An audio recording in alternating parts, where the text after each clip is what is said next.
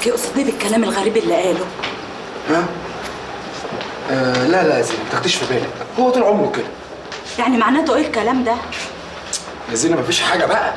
مفيش ايه؟ ده كأن في سن ما بينكم. الله، فيها زينب ولا سين ولا جيم. هنشوف اخوك الزفت ده فين. يلا الراجل جوه، علي صوتك كمان. يلا. انا غلطانه ان انا قلت لك تتصرف اصلا. بص طلبه والنبي يا اخويا عامل ايه؟ طمني عليه. عامل محشي يا حبيبتي، اغرف لك؟ ما انت شايفاني متنقل على عيني، عامل ايه؟ معلش معلش يا ابو نسب، اهدى. انت عارف السجن ما بيرمرمش يا برنس، السجن اللي جدعان. لا والله هو ده اللي انت قادر عليه.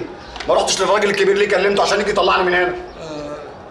رحت يا معلم. ها؟ رحت وعهد الله، بس هو بقى حلق للحوار من بابه. ايه؟ قال لي انا هتصرف. يتصرف يعمل ايه؟ طلع اتكلم واحد صاحبه وكيل نيابه، انت ما تقلقش خالص. هو قال لك ايه؟ قول لي قال لك ايه؟ طمني بصراحه، راجل طمني. ها؟ قال لك ايه؟ قال لي العداله لازم تاخد مجراها. يلا لا والله عدلت ايه؟ العداله تاخد مجراها. الهي يا رب اشوف فيك يوم يا طلعت، واشوف الاساور في ايديك زي ما في ايديا كده. يا ابني ايه الكلام الفاكس ده؟ انا واخد 15 يوم على ذمه التحقيق، انتوا فاهمين؟ يا لهوي وحياة ربنا ما تقلق، هجيب لك كل حاجه انت عايزها، بس ما تزعلش نفسك. هو ده اللي انت قادر عليه يا بس ساتر. يا جماعه، بس معلش،